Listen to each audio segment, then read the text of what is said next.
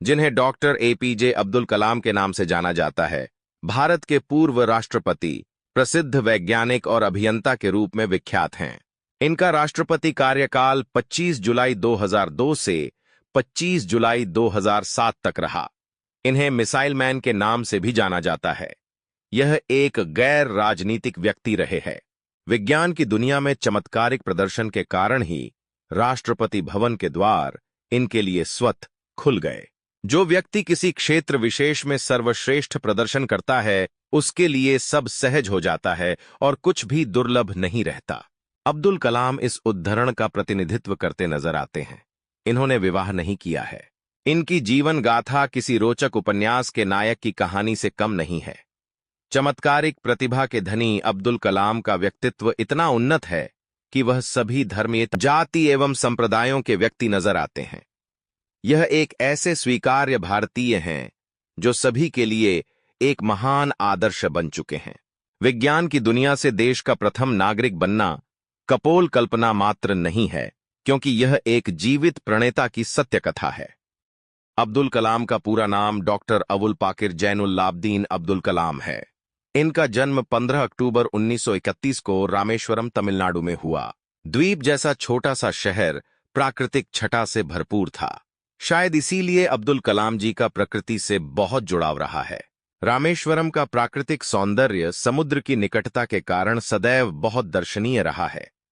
इनके पिता जैनुल्लाब्दीन न तो ज्यादा पढ़े लिखे थे, न ही पैसे वाले थे। वे नाविक थे और नियम के बहुत पक्के थे। इनके पिता मछुआरों को नाव किराए पर दिया करते थे। इनके संबंध रामेश्वरम के हिंदू नेताओं तथा अध्यापकों के साथ काफी स्नेहपूर्ण थे। अब्दुल कलाम ने अपनी आरंभिक शिक्षा जारी रखने के लिए अखबार वितरित करने का कार्य भी किया था। अब्दुल कलाम संयुक्त परिवार में रहते थे। परिवार की सदस्य संख्या का अनुमान इस बात से लगाया जा सकता है कि यह स्वयं 5 भाई एवं 5 बहन थे और घर में 3 परिवार रहा करते थे। इनका कहना था कि वह घर में 3 झूले, जिसमें बच्चों को रखा और सुलाया जाता है, देखने के अभ्यस्त थे। इनकी दादी माँ एवं माँ द्वारा ही पूरे परिवार की परवरिश की जाती थी। घर के वातावरण में प्रसन्नता और वेदना दोनों का वास था। इनके घर में कितने लोग थे और इनकी माँ बहुत लोगों का खाना बनाती थीं, क्योंकि घर में 3 भरे पूरे परिवारों के साथ साथ बाहर के लोग भी हमारे साथ खाना खाते थे। इनके घर में खुशियां भी थीं तो मुश्किलें भी थीं। अब्दुल कलाम के जीवन पर इनके पिता का बहुत प्रभाव रहा। वे भले ही पढ़े लिखे नहीं थे, लेकिन उनकी लगन और उनके दिए संस्कार अब्दुल कलाम के बहुत काम आए। अब्दुल कलाम के पिता चारों वक्त की नमाज पढ़ते थे और जीवन में एक सच्चे इंसान थे। अब्दुल कलाम के जीवन की एक घटना है कि यह भाई बहनों के साथ खाना खा रहे थे। इनके यहाँ चावल खूब होता था, इसीलिए खाने में वही दिया जाता था। रोटियां कम मिलती थीं। जब इनकी मां ने इनको रोटियां ज्यादा दे दीं, तो इनके भाई ने एक बड़े सच का खुलासा किया।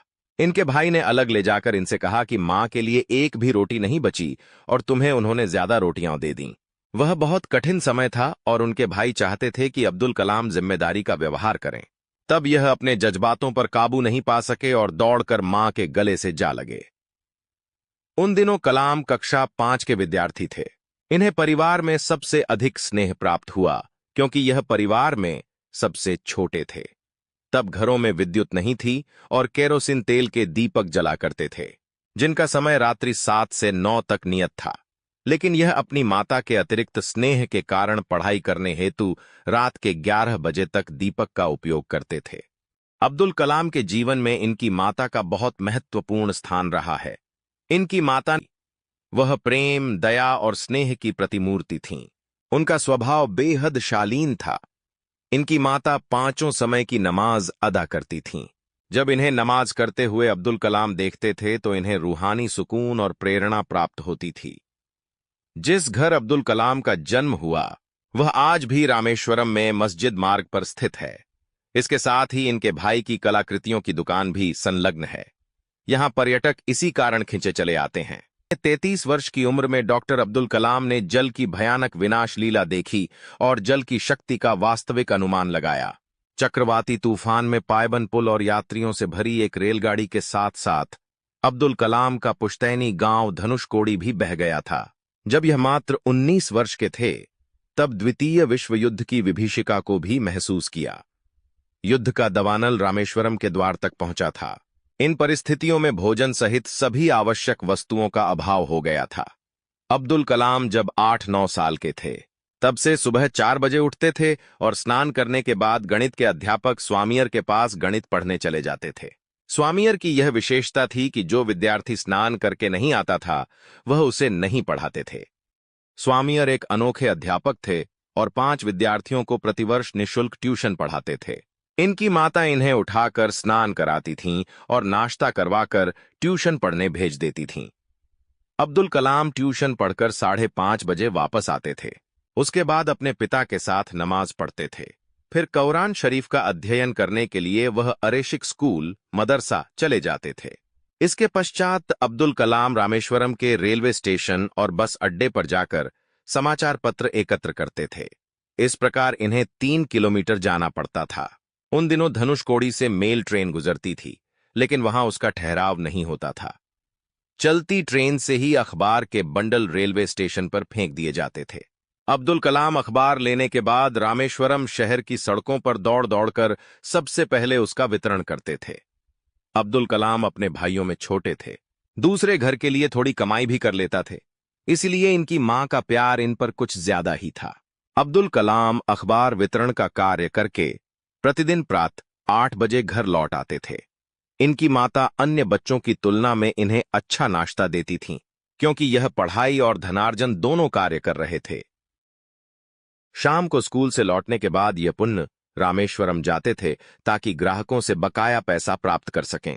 इस प्रकार वह एक किशोर के रूप में भाग दौड़ करते हुए पढ़ाई और धनार्जन कर रहे थे। मद्रास इंस्टीट्यूट ऑफ टेक्नोलॉजी से इंजीनियरिंग की पढ़ाई पूरी करने के बाद कलाम ने रक्षा अनुसंधान और विकास संगठन डीआरडीओ में वैज्ञानिक के तौर पर भर्ती हुए। कलाम ने अपने कैरियर की शुरुआत भारतीय सेना के लिए एक छोटे हेलीकॉप्टर का डिजाइन बनाकर किया। डीआरडीओ में कलाम को उनके काम से संतुष्टि नहीं मिल रही थी। कलाम पंडित जवाहरलाल नेहरू द्वारा गठित Indian national committee for space research के सदस्य भी थे। इस दौरान उन्हें प्रसिद्ध अंतरिक्ष वैज्ञानिक विक्रम साराभाई के साथ कार्य करने का अवसर मिला। वर्ष 1970 में उनका स्थानांतरण भारतीय अंतरिक्ष अनुसंधान संगठन इसरो में हुआ। यहां वो भारत के SCN-10 लाइट लॉन्च व्हीकल परियोजना के निदेशक के तौर पर नियुक्त किए गए थे। इसी परियोजना की सफलता के परिणाम स्वरूप भारत का प्रथम उपग्रह रोहिणी पृथ्वी की कक्षा में वर्ष 1980 में स्थापित किया गया। इसरो में शामिल होना कलाम के कैरियर का सबसे अहम मोड़ था और जब उन्होंने SCN-10 लाइट लॉन्च व्हीकल परियोजना पर कार्य आरंभ किया, तब उन्हें लगा जैसे वो वही कार्य कर रहे हैं जिसमें उनका मन लगता है। 1967 से 1964 के दौरान उन्होंने अमेरिका के अंतरिक्ष संगठन नासा की भी यात्रा की। परमाणु वैज्ञानिक राजा रमन्ना तासे, जिनके देखरेख में भारत ने पहला परमाणु परीक्षण किया, ने कलाम को वर्ष 1974 में पोखरण में परमाणु परीक्षण देखने के लिए भी बुलाया था। 70 और 80 के दशक में अपने कार्यों और सफलताओं से डॉक्टर कलाम भारत में बहुत प्रसिद्ध हो गए और देश के सबसे बड़े वैज्ञानिकों में उनका नाम गिना जाने लगा। उनकी ख्याति इतनी बढ़ गई थी कि तत्कालीन प्रधानमंत्री इंदिरा गांधी ने कैबिनेट के मंजूरी के बिना ही उन्हें कुछ गुप्त परियोजनाओं पर कार्य करने की अनुमति दी थी। भारत सरकार ने महत्वाकांक्षी integrated guided missile development programme का प्रारंभ डॉक्टर कलाम के देखरेख में किया। वह इस परियोजना के मुख्य कार्यकारी थे। इस परियोजना ने देश को अग्नि और पृथ्वी जैसी मिसाइलें दी है। जुलाई 1992 से लेकर दिसंबर 1999 तक कलाम प्रधानमंत्री के वैज्ञानिक सलाहकार और रक्षा अनुसंधान और विकास संगठन डीआरडीओ के सचिव थे। भारत ने अपना दूसरा परमाणु परीक्षण इसी दौरान किया था। उन्होंने इसमें एक महत्वपूर्ण भूमिका निभाई थी। चिदंबरम के साथ डॉक्टर कलाम इस परियोजना के समन्वयक थे। इस दौरान मिले मीडिया कवरेज ने उन्हें देश का सबसे बड़ा परमाणु वैज्ञानिक बना दिया। वर्ष 1998 में डॉक्टर कलाम ने हृदय चिकित्सक सोमा राजू के साथ मिलकर एक कम कीमत का कोरोनरी स्टेंट का विकास किया। इसे कलाम राजू स्टेंट का नाम दिया गया। एक रक्षा वैज्ञानिक के तौर पर उनकी उपलब्धियों और प्रसिद्धि के मद्देनजर NDA की गठबंधन सरकार ने उन्हें वर्ष 2002 में राष्ट्रपति पद का उम्मीदवार बनाया। उन्होंने अपने प्रतिद्वंदी लक्ष्मी सहगल को भारी अंतर से पराजित किया और 25 जुलाई 2002 को भारत के 11वें राष्ट्रपति के रूप में शपथ लिया। डॉक्टर कलाम देश के ऐसे तीसरे राष्ट्रपति थे जिन्हें राष्ट्रपति बनने से पहले ही भारत रत्न ने नवाजा जा चुका था। इससे पहले डॉक्टर राधाकृष्णन और डॉक्टर जाकिर हुसैन को राष्ट्रपति बनने से पहले भारत रत्न से सम्मानित किया जा चुका था। उनके कार्यकाल के दौरान उन्हें जनता का राष्ट्रपति कहा गया। अपने कार्यकाल की समाप्ति पर उन्होंने दूसरे कार्यकाल की भी इच्छा जताई। राजनैतिक पार्टियों में एक राय की कमी होने के कारण उन्होंने ये विचार त्याग दिया। 12वें राष्ट्रपति प्रतिभा पाटिल के कार्यकाल के समाप्ति के समय एक बार फिर उनका नाम अगले संभावित किए राष्ट्रपति के रूप में चर्चा में था, परंतु आम सहमति नहीं होने के कारण उन्होंने अपनी उम्मीदवारी का विचार त्याग दिया। राष्ट्रपति पद से सेवा मुक्त होने के बाद डॉक्टर कलाम शिक्षण, लेखन, मार्गदर्शन और शोध जैसे कार्यों में व्यस्त रहे और भारतीय प्रबंधन संस्थान शिल्लोंग शामली, भारतीय प्रबंधन संस्थान अहमदाबाद, भारतीय प्रबंधन संस्थान इंदौर जैसे संस्थानों से विजिटिंग प्रोफेसर के तौर पर जुड़े रहे। इसके अलावा वह भारतीय विज्ञान संस्थान बेंगलोर के fellow, Indian institute of space science and technology Thiruvananthapuram के चांसलर, अन्ना यूनिवर्सिटी चेन्नई में एरोस्पेस इंजीनियरिंग के प्रोफेसर भी रहे। उन्होंने IIIT हैदराबाद, बनारस हिंदू यूनिवर्सिटी और अन्ना यूनिवर्सिटी में सूचना प्रौद्योगिकी भी पढ़ाया था। कलाम हमेशा से देश के युवाओं और उनके भविष्य को बेहतर बनाने के बारे में बातें करते थे। इसी संबंध में उन्होंने देश के युवाओं के लिए व्हाट कैन आई गिव पहल की शुरुआत भी की, जिसका उद्देश्य भ्रष्टाचार का सफाया है। देश के युवाओं में उनकी लोकप्रियता को देखते हुए उन्हें 2 बार 2003-2004 MTV youth icon of the year award के लिए मनोनीत भी किया गया था। वर्ष 2011 में प्रदर्शित हुई हिंदी फिल्म IENM कलाम उनके जीवन से प्रभावित है।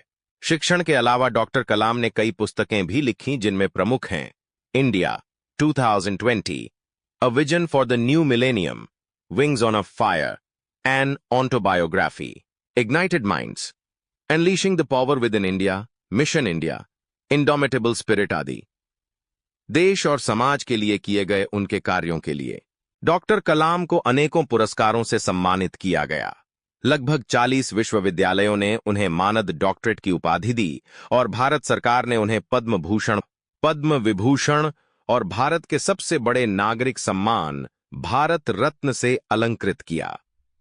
मृत्यु 27 जुलाई 2015 को भारतीय प्रबंधन संस्थान शिल्लोंग में अध्यापन कार्य के दौरान उन्हें दिल का दौरा पड़ा, जिसके बाद करोड़ों लोगों के प्रिय और अब्दुल कलाम परलोक सिधार गए। अध्यापकों के संबंध में अब्दुल कलाम काफी खुशकिस्मत थे।